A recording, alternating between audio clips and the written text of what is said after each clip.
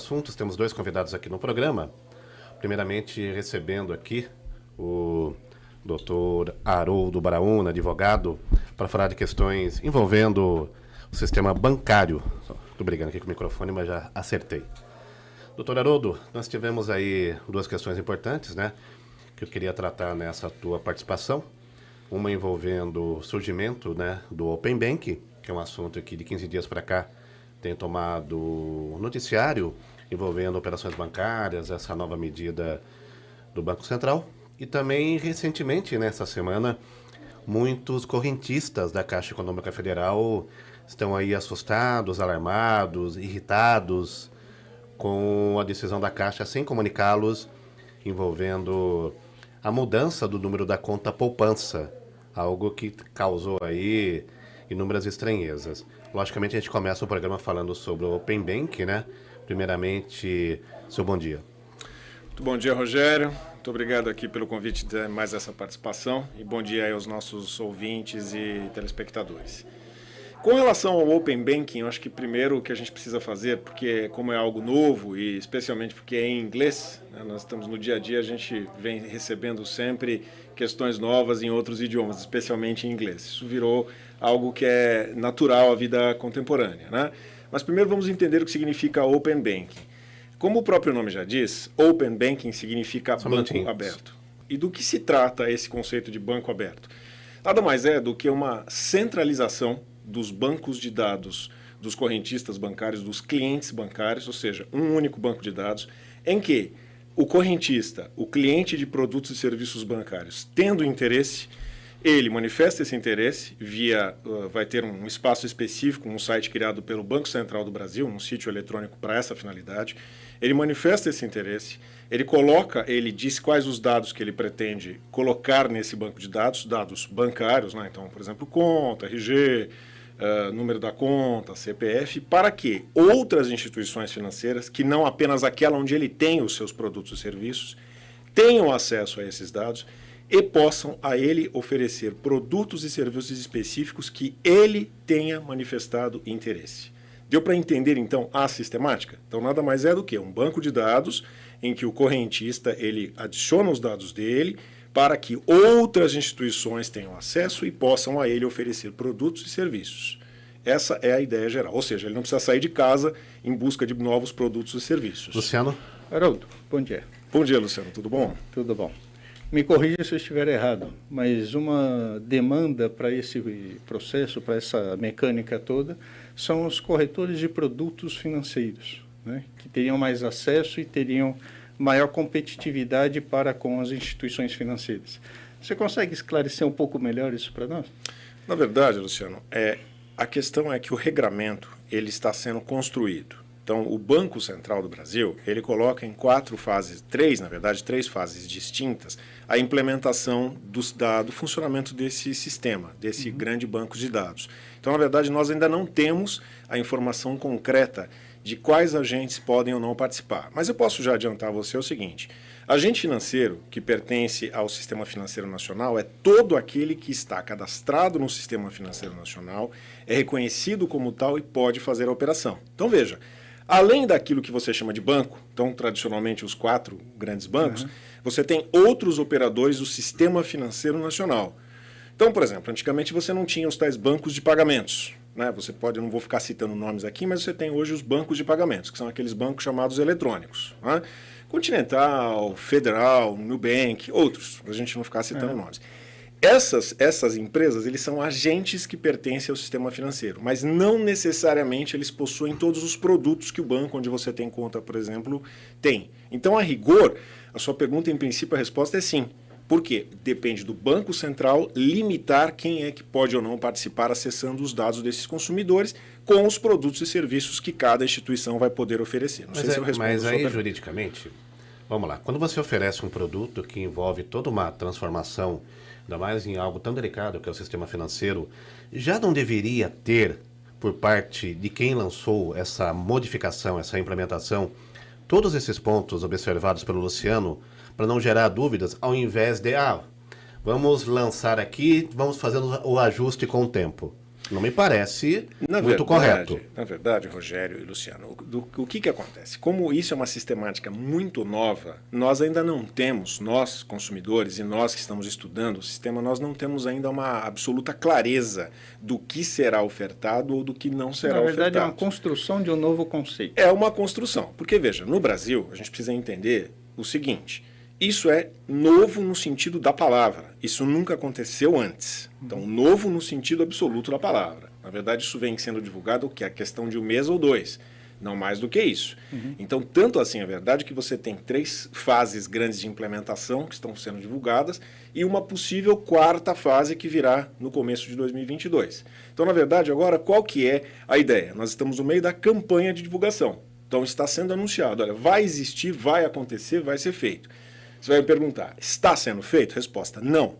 Porque nós estamos agora no momento em que o Banco Central do Brasil, por que eu cito o Banco Central do Brasil? Para quem está nos ouvindo, que não é uma pessoa que lida todos os dias com esse conceito, ele não conhece. O Banco Central do Brasil não é uma agência regulatória, mas ele é a entidade estatal vinculada ao governo federal que regra essas relações dos agentes financeiros, ou seja, dos bancos e outros agentes financeiros. Então nós não temos clareza ainda a respeito de como será. É importante que o nosso ouvinte, nosso espectador entenda isso. Agora, isso é uma inovação brasileira? Já existe isso no exterior ou não? Existe isso no exterior. Nós poderíamos citar em alguns estados dos Estados Unidos, isso já vem ocorrendo, em alguns países da Europa já existe isso. Então, na verdade, o Brasil ele está chegando, ele está se acoplando a uma sistemática que já é praticada em alguns lugares do mundo e, segundo consta, com algum sucesso, embora com os problemas que talvez a gente vá tratar hoje, que eles são inerentes à divulgação massiva de dados. Até aproveitando sobre essa questão, né, quais são os prós e os contras na tua visão? Perfeito. Vamos falar dos prós, né? Porque nós vivemos um momento que talvez a gente sempre tenha muitos contras, né, na vida nacional, mas vamos falar dos prós. Hoje é sabido que todo mundo busca o quê quando vai para um serviço bancário? Busca um custo menor. Em teoria, vamos usar uma expressão que a gente usa para muitas coisas na vida, vamos brincar que é como feijão. Né? Então o Luciano gosta da marca A, você gosta da marca B ou da marca C, o Flores gosta da marca D, só que feijão é uma commodity. A rigor, a gente está falando de petróleo, a gente está falando de feijão, a gente está falando de arroz. Serviço bancário, a rigor, ele é uma commodity. Por quê? Você tem marcas diferentes que dão no mesmo resultado. Mas existe uma questão que é o custo. Então hoje o consumidor, quando ele é atrelado a um banco, para ele saber se o custo do outro banco é menor, ele precisa fazer ligação telefônica, mandar e-mail, que nem sempre é respondido rapidamente, ele precisa ir fisicamente se deslocar, estamos ainda no meio de uma pandemia. Então qual é a grande vantagem? Qual é o grande benefício? O consumidor ele terá ofertado a ele, desde que ele deseje essa oferta, isso é importante, desde que ele tenha manifestado o consentimento para receber essa oferta, o mesmo serviço que ele poderia ter no banco dele, ele vai receber do banco B, do banco C, que pode ter uma taxa menor, que pode ter um custo menor. Então essa é a grande vantagem, você ter uma cesta de informações que você não teria, salvo você tenha que fazer toda uma via crucis, de uma forma mais objetiva, de uma forma mais rápida, de uma forma mais limpa. Então, mas esse processo, nesse sentido, o cliente é só reativo no sentido de receber as ofertas ou eu posso ser ativo no sentido de pesquisar bancos pelo sistema ou por alguma forma de acesso via Open Bank? Então, de novo, essa é uma questão que ainda não tem muita clareza. Né? Então, não foi divulgado, até peço desculpas para quem está nos ouvindo, nos vendo, claro. Porque, infelizmente, embora as perguntas que vocês estão formulando são perguntas importantes, nós não temos ainda respostas para elas. Por quê? Qual é a sensação primeira? A sensação é de que é reativo, ou seja, o consumidor ele busca um determinado produto, um determinado serviço, ele se cadastra no sistema, ele pergunta, quem me oferta esse serviço? Aí você tem, porque houve essa pergunta, esse questionamento, você tem os players do mercado, você tem, enfim, quem faz esse serviço ofertando o serviço. Mas nós não temos essa clareza ainda, Luciano. Uma coisa que também eu não observo é assim, para você implementar uma tecnologia nova, uma mudança de conceito, tem que existir uma demanda e uma justificativa.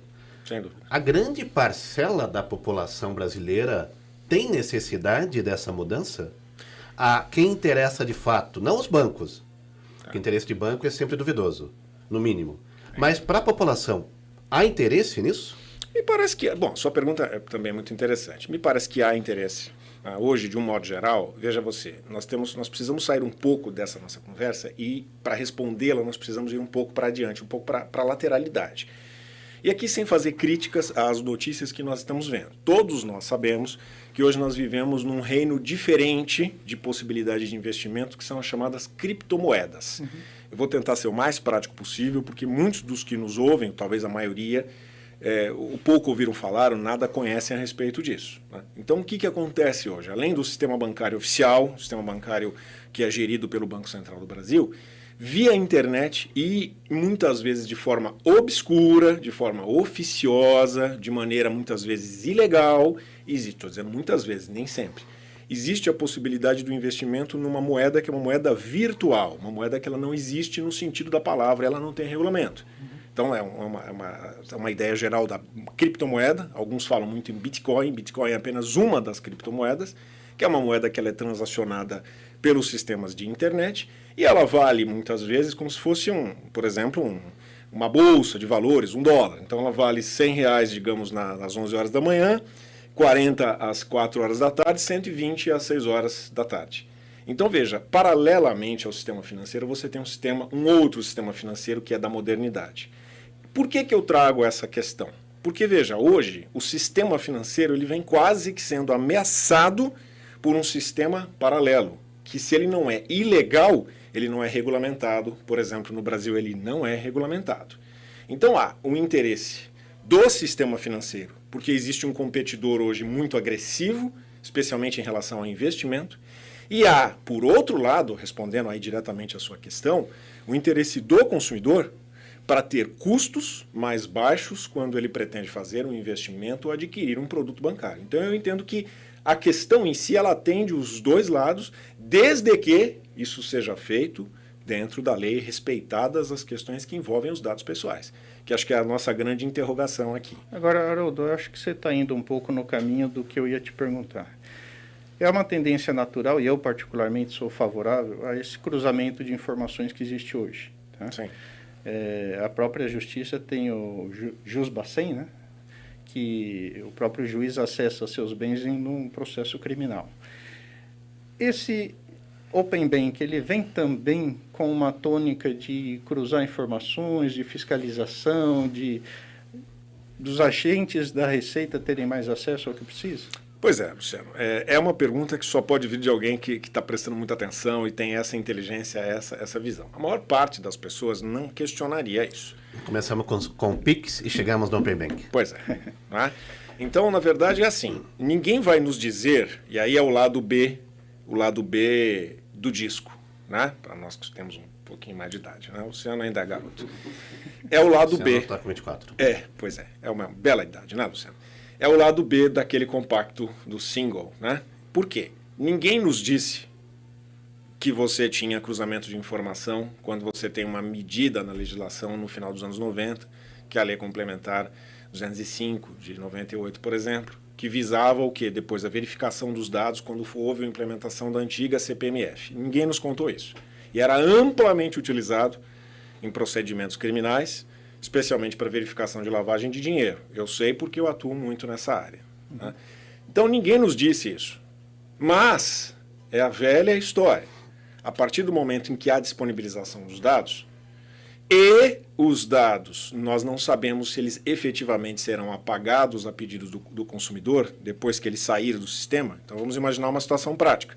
Luciano, ele entra no sistema do Open Banking para buscar oferta de produto e serviço. Aí amanhã ou depois ele disser, não quero mais. Com todo respeito ao sistema financeiro nacional, eu não posso garantir ninguém aqui que os dados serão apagados. Bom, uma vez que houve um rastro desses dados com informações de diversas contas ou operações ou investimentos, numerários, etc., eu não posso dizer a você que isso não será utilizado até em prejuízo do próprio consumidor, sem que antes tenha sido anunciado. Então nós não temos essa informação oficialmente, mas eu não posso duvidar que ela seja utilizada para isso. Bom, aproveitar, o Haroldo tem a participação terminando daqui a pouquinho, eu quero aproveitar também a questão da Caixa Econômica Federal, claro. Falando em prejuízo ao consumidor. A Caixa determinou uma mudança no número da conta poupança dos seus correntistas, só que não avisou. Isso tem gerado aí uma série enorme de preocupação, críticas, desespero por parte de muitos clientes Caixa. Como é que você vê isso, Haroldo? Existe uma ilegalidade nesse procedimento. Bom, primeiro nós precisamos entender hoje, dentro de um contexto que nós não vamos entrar aqui muito, mas a gente precisa passar raspando nele, que é a ideia de proteção de dados pessoais. Nós já estivemos aqui numa outra ocasião falando sobre Lei Geral de Proteção de Dados, né? Ou seja, a lei que busca dar à pessoa, detentor de dados pessoais, uma proteção. Bom, aí alguém vai me perguntar, primeira coisa que interessa aqui, número de conta bancária é dado pessoal? Resposta sim, é dado pessoal. Assim como é o número do seu RG, do seu CPF, enfim. Então, é um dado pessoal. Só que existe uma particularidade. É um dado pessoal, assim como o CPF e o RG, que ele foi criado e ele é gerido por quem? Pelo Estado. No caso do banco, não importa se é a Caixa Econômica Federal, esse número é gerido por uma entidade, por uma instituição financeira. Então, o ponto é, eu não posso mudar, Estado, não posso mudar o nome do Luciano, porque o nome pertence a ele. Ele precisa de uma ação judicial para fazê-lo, caso ele consiga. Mas eu posso alterar o número do RG do Luciano, se houver uma necessidade. Agora, o problema não é poder alterar ou não, é prestar a informação em tempo suficiente, porque não me parece que nada justifique uma mudança repentina de um número em prejuízo do consumidor. Então, o primeiro ponto é, não parece que tenha havido a informação de forma antecipada, com tempo suficiente. E 2, havendo um prejuízo devidamente comprovado, essa pessoa tem toda a legitimidade para propor uma ação judicial contra o banco que o fez. Se for uma Caixa Econômica Federal, que assim seja. Então, essa é uma questão que precisa ser vista com muito, muito carinho. Haroldo, a questão da proteção de dados, até que ponto ela atinge os bancos e financeiras em geral? 100%. A Lei Geral de Proteção de Dados, e vou até dizer para você mais do que isso, independentemente da Lei Geral de Proteção de Dados, sempre houve, ou deveria ter havido, respeito à proteção de dados de caráter financeiro, de caráter fiscal. Isso já é, digamos, Sempre foi um dado sensível. Sempre foi um dado sensível. Você colocou bem. O que é um dado sensível? É aquele que pode gerar algum tipo de conduta preconceituosa na sociedade ou ainda em prejuízo de caráter moral ou financeiro.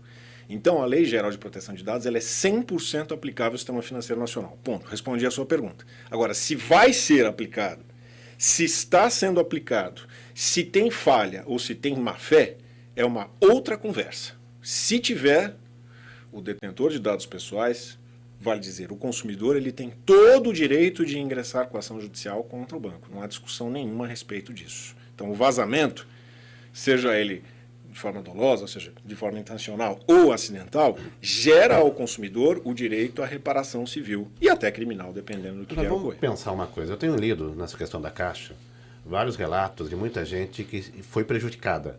Os relatos, os depoimentos são vários, são milhares. Imagino. Porque ela diz ali que você tem duas contas agora, o número antigo e o número novo. Aí existe, nessa semana, muita gente dizendo que não recebeu o depósito, nem o depósito lotérica, que geralmente ele entra rápido, né? Claro. Nas contas caixas. Tanto pela conta antiga, pela conta nova, e não sabe que conta passar agora. Ficou uma situação muito complicada. Imagino, assim, eu estou reportando o que eu li. Sim. Agora, imagine, isso falando em São Paulo, imagina outros estados nível nacional do Brasil, a complicação que isso tem gerado. Claro. Nesse sentido, existem muitas pessoas que, de fato, foram prejudicadas. Deve haver. Imagina a situação, o que pode ser feito de maneira territorial, nacional? Bom, primeiro, existem interesses individuais, né, que eu acho que é isso que você está falando, sim, ou seja, individual, interesse de cada pessoa, ela pode autonomamente promover ação judicial, mas existe uma questão muito importante, que são as promotorias de justiça de defesa do consumidor do Ministério Público. O Ministério Público, também não vou entrar nesse detalhe, todos conhecem, sabem o que é o Ministério Público, é o promotor de justiça ou a Procuradoria de Justiça, se for em nível federal, que poderá ingressar com a chamada ação civil pública, que é precedida de um inquérito, um chamado inquérito civil público, que é uma investigação que redundará na propositura da ação. Eu não tenho ainda conhecimento se já existe, até porque é um assunto recentíssimo. Sim, né? Essa semana praticamente, né? Mas provavelmente, se eu conheço, e aqui aproveito a homenagem aos membros do Ministério Público, pelo menos aqueles que a gente sabe que trabalham de forma correta e ordeira, já deve haver uma preocupação dos membros do Ministério Público com relação ao assunto. Porque o assunto é público, chegará no Ministério Público e ele ingressará com a ação em defesa de todos de modo geral. Pedindo o quê? Que cesse a atividade, ou seja, que a Caixa, enfim, que pare essa atividade da transformação dessas contas, caso esse prejuízo seja realmente configurado, seja aplicada uma multa e uma indenização, que aí não é vertida para cada consumidor, mas para um fundo. Sabe o que me federal. chama a atenção de uma forma muito séria? Bancos investem muito em propagandas. Bancos investem Massivamente. muito, né? Banco, se você precisa de alguma coisa, você não consegue. Você tem direito, lá muitas vezes você não consegue, né? Agora, pega casos de pessoas que devem alguma coisa para o banco. Te liga de domingo a domingo. Pegam casos do banco oferecendo cartão, renovação de anuidade do cartão. Ligam sábado à noite, domingo à noite. Te ligam direto, ok? Agora, por que não, ainda mais a Caixa, fazer uma propaganda explicando para as pessoas, educando as pessoas? Desculpa, né? Isso é uma falta de responsabilidade, para dizer no mínimo o termo responsabilidade. É absurdo, né, Haroldo? Na verdade, Rogério, aí já vamos dizer assim, vamos brincar que isso transcende a órbita jurídica, isso já vai para a questão ética, isso já vai para a questão do comportamento social, né? Porque, afinal de contas, não existem, vamos exagerar aqui, não existem instituições, existem pessoas. A instituição, ela nada mais reflete que o dono do negócio. Bom, para nós não sermos aqui antiéticos, aproveitando oportunidades, sabemos perfeitamente bem quem são os donos dos negócios. Né? Então, os bancos têm seus donos e as entidades públicas, estaduais, federais e municipais têm, entre aspas, seus donos. Então, os governos não costumam ser bons gestores de negócios. Isso não é... Eu não sou necessariamente um privatista empedernido, mas todos sabemos, governos não são bons gestores de negócios. Afinal, para que ninguém se iluda, a Caixa Econômica Federal, nada obstante o seu viés social, é um banco. Se ela não der lucro, ela não tem razão de existir. Ponto. Para eu ter lucro, eu preciso fazer o que com o meu consumidor? Tratá-lo com o quê? Com cuidado, com ilhania, responsabilidade, até mais. Amor, né? Curiosamente, amor, sim, amor, porque amor quer dizer tudo. Então, desculpa enveredar por um outro caminho, mas falta respeito e falta o quê? Amor pelo que se faz. Basicamente é isso. Não é uma questão amor, só o senhor já comprou o pastel dos seus filhos? Já comprei os pastéis dos meus filhos, eles já comeram, estão felizes da vida. Pergunta final para o Haroldo. Se eu, pessoa física, individualmente, quiser entrar contra um banco, né? A gente sabe que, principalmente quando se fala de... Tem um bom advogado aqui para isso. Viu? De movimentação bancária, não dá para a gente esperar o rito processual do Brasil, que você sabe como é.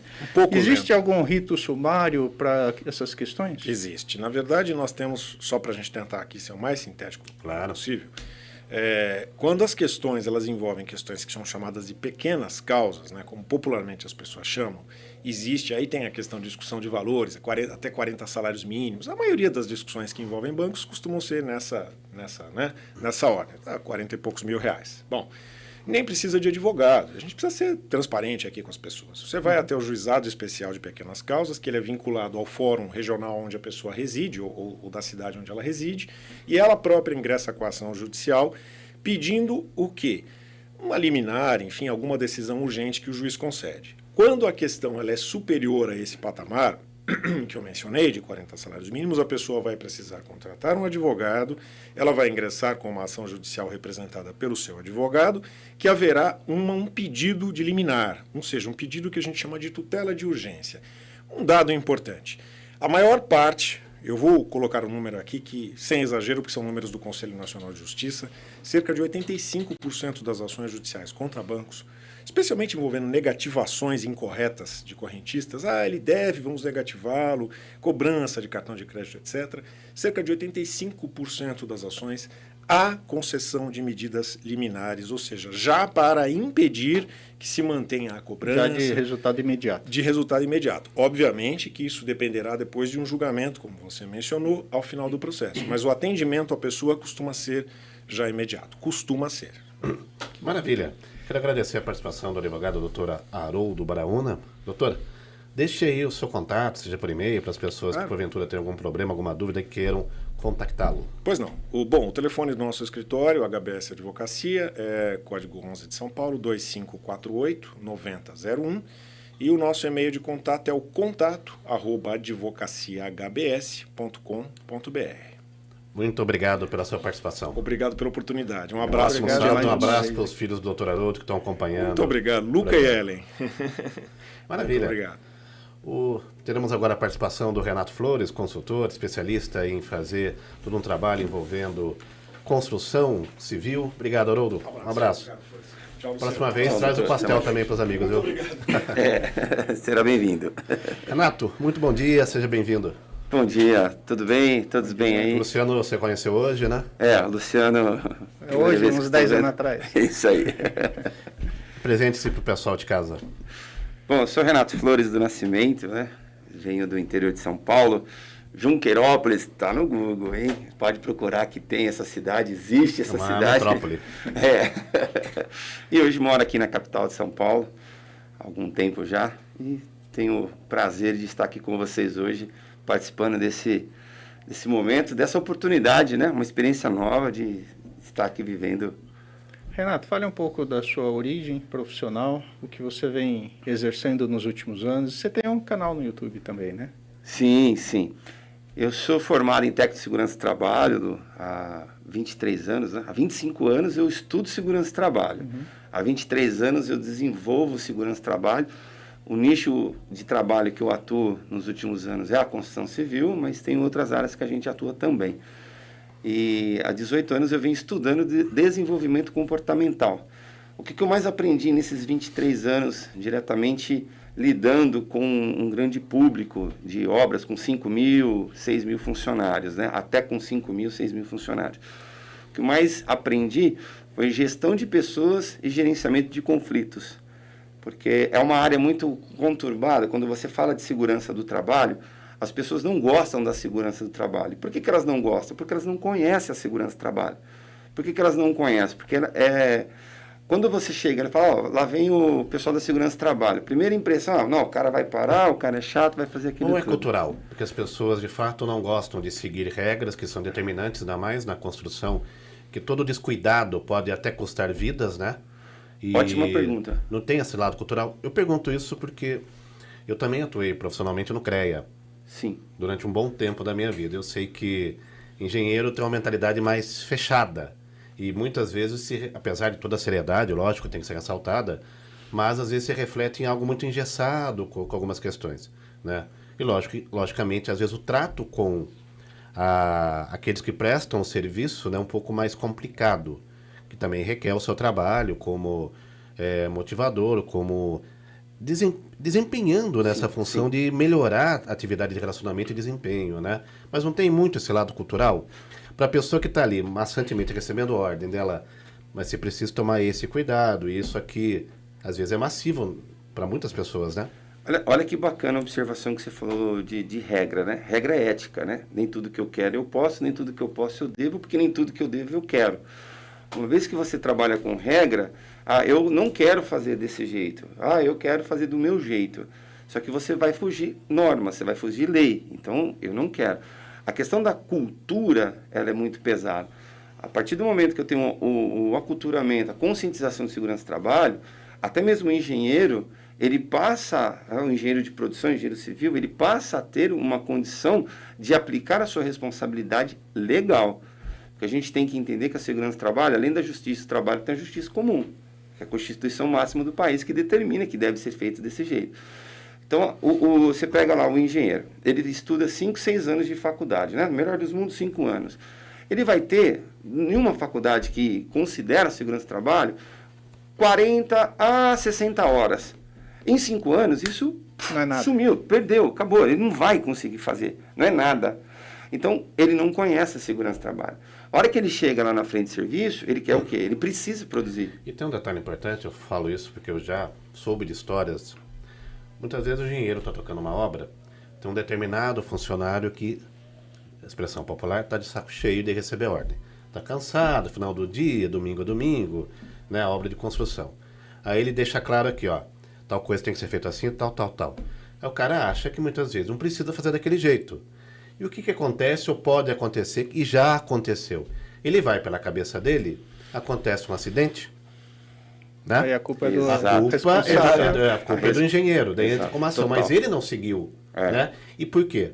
Porque também não tem a consciência daquilo que tem que ser feito, muitas vezes, né? Exato. Tem isso também, né? Tem. Então, o que a gente precisa entender, aprender e seguir em todo o contexto, seja qual for o nicho de mercado. A segurança do trabalho ela é legislação, prevenção e correção. Então, eu tenho que trabalhar com essas premissas, né? Eu tenho que entender que a empresa é obrigada a cumprir e fazer cumprir, o funcionário é obrigado a cumprir. A empresa é obrigada e ela se responsabiliza mesmo pelos atos, né, insensatos de algumas pessoas. O cara vai lá e toma uma atitude. Só que quando você delega algo a alguém, você assume a responsabilidade. Por isso, delegar e fiscalizar é importante. Por isso é importante você ter a responsabilidade sobre a sua liderança e fazer aquilo acontecer. Então, o meu trabalho hoje na empresa está relacionado exatamente a isso, a fazer com que os líderes de equipe assumam a sua responsabilidade, mas mais do que assumam, entendam qual é ou quais são as suas responsabilidades. Renato, falando para quem não conhece com a sua propriedade, evidentemente, que você tem. O pessoal de segurança do trabalho, até que ponto eles são entendidos por aqueles que vocês assistem como um agente consultivo ou um agente fiscalizador? Maravilhosa pergunta. Olha só qual que é a diferença. Quando a gente para pensar em segurança do trabalho, quando eu falei que as pessoas não gostam de segurança do trabalho porque não conhecem. Infelizmente, até mesmo a formação de um profissional de segurança do trabalho ela é difícil. É 1 ano e meio, às vezes 1 ano para se formar um profissional de segurança do trabalho. Ele sai formado e já sai atuando. Para que ele tenha proficiência, domínio da técnica e da prática para se fazer algo, é muito complicado. Então, quando ele entra num ambiente de trabalho, ele vai atuar com pessoas que têm um domínio naquele nicho de mercado, porém ele não tem o conhecimento total. Então, começa as divergências. Eu aprendi aqui, né, teoricamente, mas eu não tenho o domínio da prática. Então, quando eu chego no local, as pessoas não me conhecem. E aí tem a cultura, o cara é chato, o cara vai chegar, vai parar. Eu tenho uma máxima que diz o seguinte: a segurança do trabalho não para a produção. Quem para a produção é a segurança, a falta de segurança no trabalho. Quando a equipe executora, seja qual for o nicho de mercado, não está fazendo de forma segura, vai parar. Ou seja, quando existe uma ação de risco, vocês são obrigados a paralisar a obra. Aí entra a questão da consultoria ou da assessoria. Qual que é a diferença? A assessoria, a gente vai entrar com o pessoal e falando, olha, vocês não estão condizentes com as normas. O que vocês estão fazendo não está coerente, a informação apresentada numa documentação não está coerente com a realidade. Eu preciso ajeitar isso. Isso é uma assessoria Por parte daquele que é o encarregado da obra, seja um engenheiro ou um assessor dele, enfim, existe uma boa recepção do seu trabalho hoje? Existe um bom relacionamento com quem comanda? Ou isso ainda é uma relação tumultuada? Hoje está bem melhor. Mas em 1998, quando eu comecei, foi difícil. Foi difícil. Para você falar que você ia parar essa expressão, parar uma turma para fazer um treinamento, era absurdo, era briga. Não, vamos corrigir isso aqui. Não, sempre fiz assim e tal. Hoje é mais aceito. Hoje o pessoal está mudando, né? A nossa cultura, o pessoal, o entendimento. Agora, tá bem melhor. Está mais saudável. Um negócio que a gente sabe, o Haroldo colocou ali, claro, existem empresas, instituições, mas no fundo a gente está sempre falando de pessoas. Né? Sim. E um dos seus papéis é a gestão de conflitos. Você consegue compartilhar um case interessante conosco que você tenha atendido de gestão de conflitos? Tem um bem bacana que eu guardo com todo carinho. Pra você ter uma ideia, nós estávamos acompanhando um projeto em Araçariguama, que fica aqui próximo a São Paulo, né? Portal do Interior, por sinal, chama-se Portal do Interior, a cidade de Araçariguama. Nós estávamos fazendo uma obra, tinha mais de 800 funcionários. Um determinado momento da obra, começou a ter problema com fila no refeitório. Quando eu fui convidado a participar desse projeto, nós fizemos todo um estudo de logística, de acomodação para o pessoal no refeitório, ao ponto para que não tivesse fila. Era a capacitação ali, a capacidade, né, de pessoas no refeitório era 120 pessoas.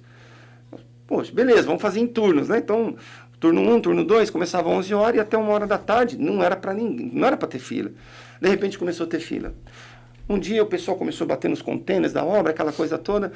Aí a gestora do contrato me chamou e falou, Flores, o que está acontecendo? Você falou que não ia ter fila, por que está tendo fila? Eu falei assim, você me dá 3 dias? Não, mas como assim? Eu falei, 3 dias, eu preciso entender o que está acontecendo. Durante 3 dias, eu conversei com 882 profissionais, que são os 882 funcionários da obra. Conversei com o pessoal da cantina, conversei com o pessoal da administração, das empresas, e fui entender o que estava acontecendo. E eu falei, olha, o que está acontecendo é o seguinte, tem pessoas que vêm, o horário é meio-dia, está chegando aqui 11h20. Por quê? Porque ele viu fila. Então, o psicológico, olha só como é que é interessante isso. O fator psicológico do funcionário falou, não, vai ter fila, então eu vou um pouco mais cedo. Inconscientemente você já se condiciona. Exatamente. Tá fila, eu vou mais cedo porque está tendo fila. Eu cheguei no pessoal, eu fiz uma reunião depois de compilar todas as informações, consolidado, conversado com todo mundo. Eu falei, olha, não tem como ter fila, não é para ter fila. Cada um tem que seguir o seu horário. E a gente mudou a logística, né, da entrada no refeitório, fizemos todos uma conversa, chamei os funcionários e falei, a partir de hoje, não é para ter fila.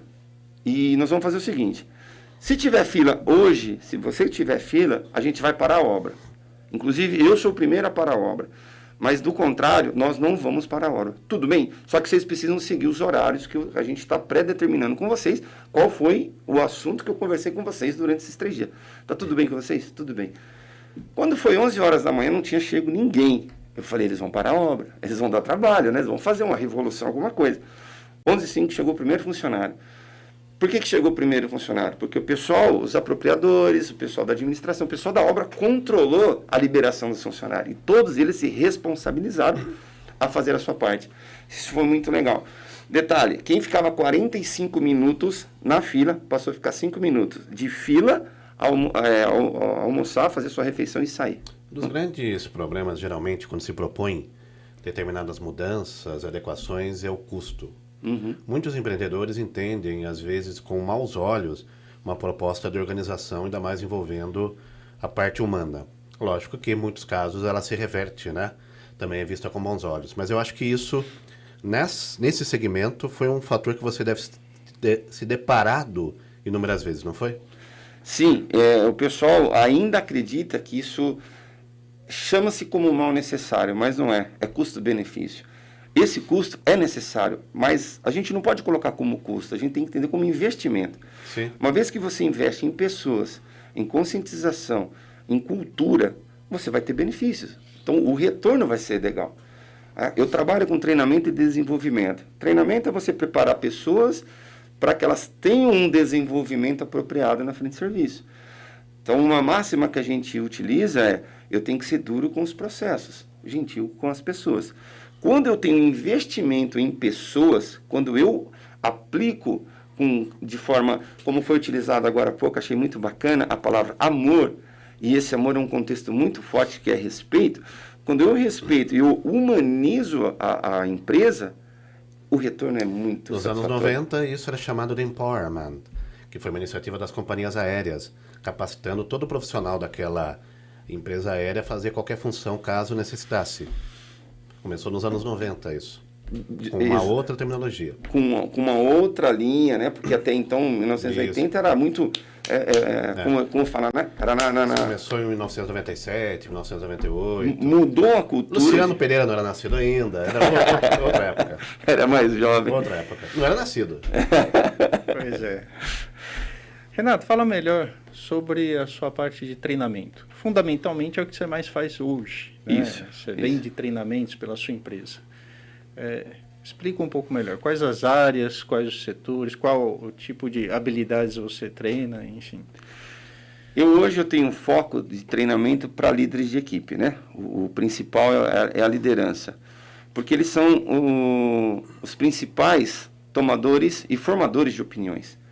Eles que têm o poder de tomada de decisões. Então, qual é o meu trabalho hoje? É levar, eu até digo, né? Eu não faço treinamento, eu desenvolvo pessoas. Que a ideia é mostrar os 5 pilares da liderança comprometida. Quais são os 5 pilares? É fazer com que as pessoas entendam, primeiro, autoliderança, conheça a ti mesmo. A pessoa tem que se conhecer. É impossível eu querer liderar alguém se eu não me conheço, se eu não tenho um poder, se eu não tenho autogovernança, autoliderança. Eu trabalho com eles a questão de conheça as pessoas. O líder tem que conhecer com quem ele está lidando, com quem ele está trabalhando. E geralmente, como que é formado um líder, como que é formado um supervisor encarregado? Um cara que teve uma expertise maior sobre uma equipe e passa a ser responsabilizado por aquela equipe. Ponto. Só que esse profissional, ele não tem o conhecimento de forma holística, ele não tem a gestão organizacional, a gestão operacional como um todo. Então, o meu trabalho no desenvolvimento comportamental é: conheça as pessoas, conheça a ti mesmo, em primeiro, conheça a ti mesmo, conheça as pessoas, conheça as atividades, direta e indiretamente envolvidas, conheça a empresa. A pessoa tem que conhecer quais são os objetivos, qual é o caráter da empresa, qual que é a ideologia da empresa. E, por último, não menos importante, seja mais humano, né? Nós estamos precisando muito disso. Depende de como a gente pensa humano, né? Exato. Porque se for um humano cheio de vícios, tendenciosidades, mentalidade fechada, é verdade. Exato, Não adianta ser humano. bem posicionado. Não, porque, na verdade, eu vejo isso como um grande erro. Não estou falando de você, estou falando do modo geral. Porque as pessoas usam o termo humanidade. O que é humanidade? Humanidade é você valorizar a parte de mentalidade fechada? É você valorizar o quê? A parte de preconceito? A parte de limitação mental? Isso não é humanidade. Bom, teoricamente a gente cultua só os bons valores. Então, mas os bons valores, eles começam com uma abertura de pensamento, né? Como ele próprio citou, a palavra holística é uma abertura maior de entendimento sobre si mesmo e sobre o próximo, ambiental, né? Então, se você empatia está relacionado, né? Entende si mesmo, você não começa a fazer uma série de coisas, né? Como ataques pessoais, né? Como dificuldade em entender aquilo que é diferente de você. Então, existe uma propositura maior aí, né? Exato. Porque depende do tipo de humanidade que a gente está caminhando. Porque se você for bater na tecla, de modo geral, como as pessoas falam por aí, precisamos humanizar. Mas humanizar de que maneira? Vamos humanizar em cima dos nossos vícios, maus costumes, más tendências? Ótimo. Ou vamos humanizar dentro de uma transformação realmente evolutiva do ser humano, com novas virtudes, uma abertura maior de conhecimento, buscando realmente entender e se relacionar dentro de um novo período, não só do mundo, como das pessoas de modo geral? Como um todo. Olha que importante o que você está comentando. Quando a gente fala humano, eu tenho o poder de influenciar pessoas. Sim. E a escolha é minha, de influenciar de forma positiva ou negativa, correto? Quando a gente fala de líder, sem entrar aqui num contexto político, religioso e tudo mais, é pesado essa observação. Mas assim, você tem um líder de uma seita, de um contexto, o cara vai lá e fala assim: olha, você vai colocar vários bombas, né, dispositivos bélicos no seu corpo, você vai explodir uma escola cheia de criança. O cara que fez isso, ele é um bom líder? Aliás, hoje, 11 de setembro, né? Pois é. Só para salientar, né, a data. Para lembrar 11 de setembro, olha, com todo respeito às vítimas do 11 de setembro. Olha que interessante. O cara que determinou, falou: vai lá e joga um avião na torre, acaba com tudo. Ele foi um bom líder? Ele foi um bom líder. Ele foi um bom líder. Em termos da liderança propriamente dita, sim. No contexto de liderança, ele foi um ótimo líder. Porque você está se referindo àquele líder dentro daquele segmento, daquela mentalidade. De influenciar pessoas. Mas dentro daquela mentalidade. Exato. Dentro daquela mentalidade daqueles que se propuseram aquilo, ele foi. Ele foi. Agora, princípios e valores, né? Dentro dos nossos princípios aqui, eu acredito que entre nós três e quem está nos assistindo, na boa parte, eu não sei todo mundo, mas para muitas pessoas, nossa, como é que o cara pode fazer aquilo e tal? Cara, ele foi muito bem influenciado.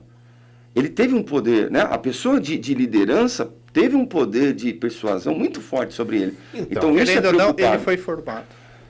Por isso que é preocupante quando você fala de humanismo. Então, mas aí tem uma coisa também chamada hipocrisia, né? Que é assim, são coisas à parte. Primeira coisa, para você tecer uma crítica sobre uma determinada cultura que você não vive, você tem que conhecer no mínimo. Exato. Então, assim, não adianta falar, por exemplo, mal do árabe de generalizar. Até porque, assim, hoje a religião que mais cresce no mundo é o islamismo. E no Corão tem muitas passagens sagradas. Como a pessoa interpreta aquilo e direciona é uma coisa individual e tem aqueles que vão se harmonizar. Até porque as religiões aí também, seja a religião católica, seja a religião evangélica, também tem inúmeras falhas, inúmeros crimes cometidos de várias naturezas ao longo da história, como o próprio judaísmo também tem, o espiritismo também tem falhas. Começa por aí.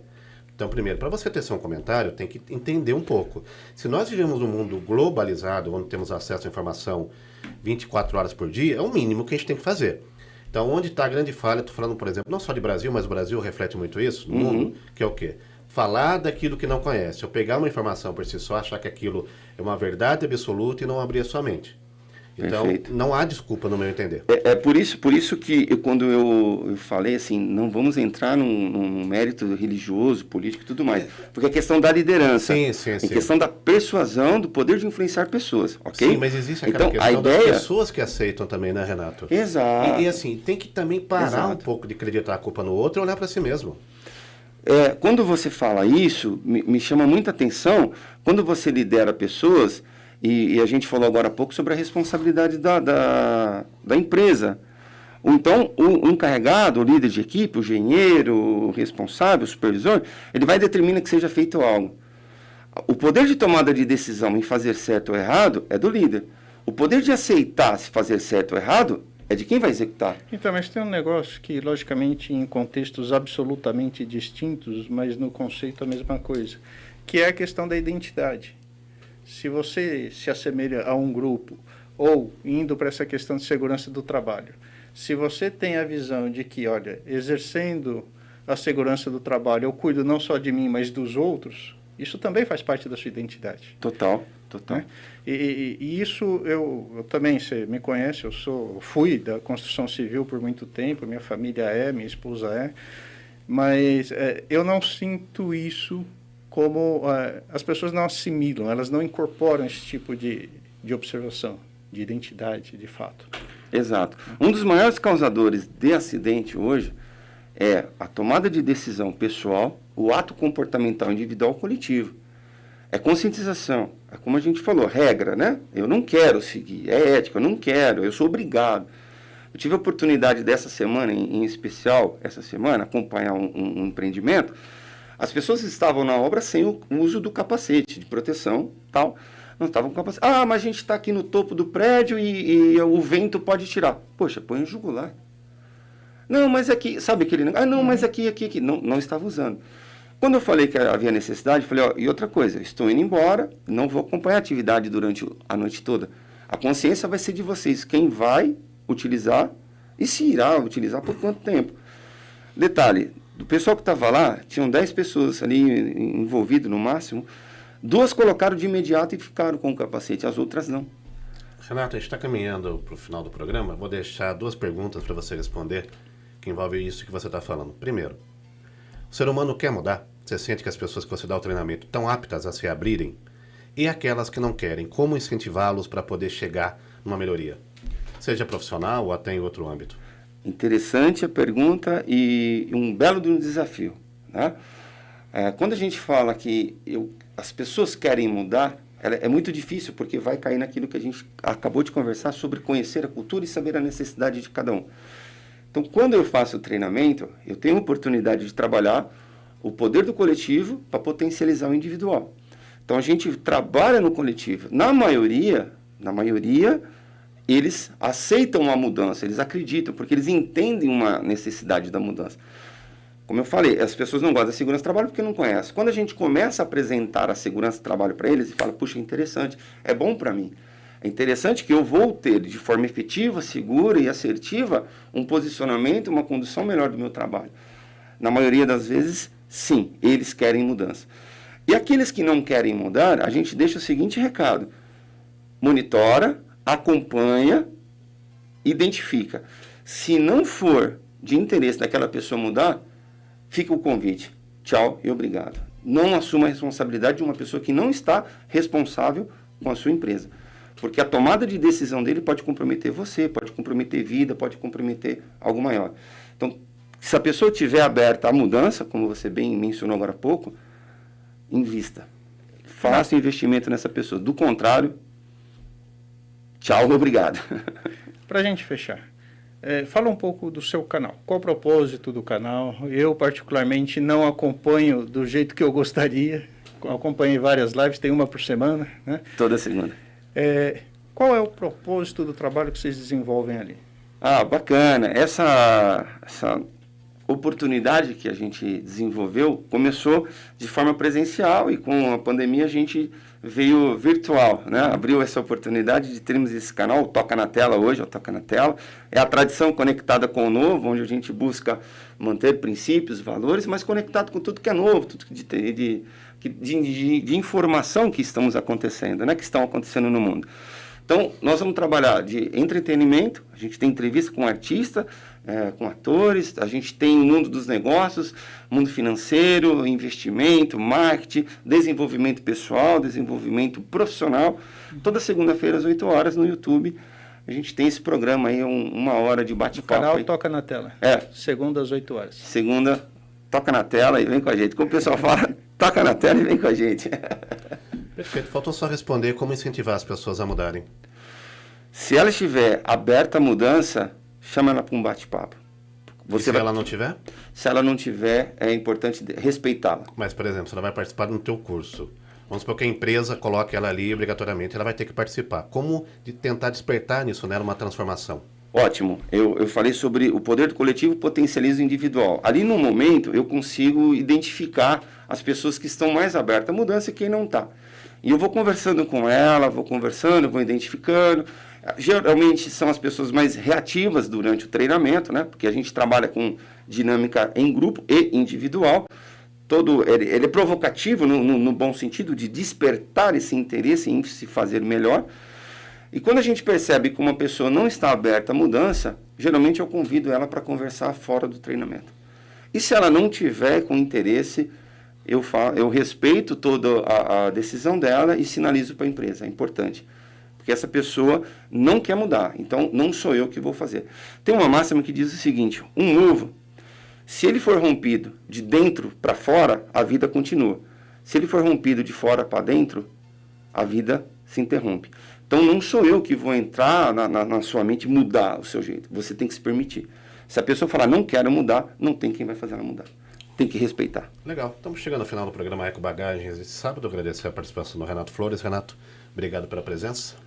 Eu que agradeço aí o convite de vocês, Mais essa uma oportunidade. vez, você que já esteve conosco no programa de TV sobre ancestralidade. Foi. Fizemos lá sobre ancestralidade.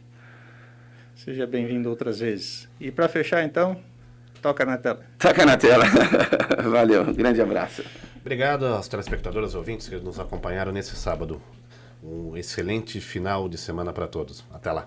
Até lá, abraço.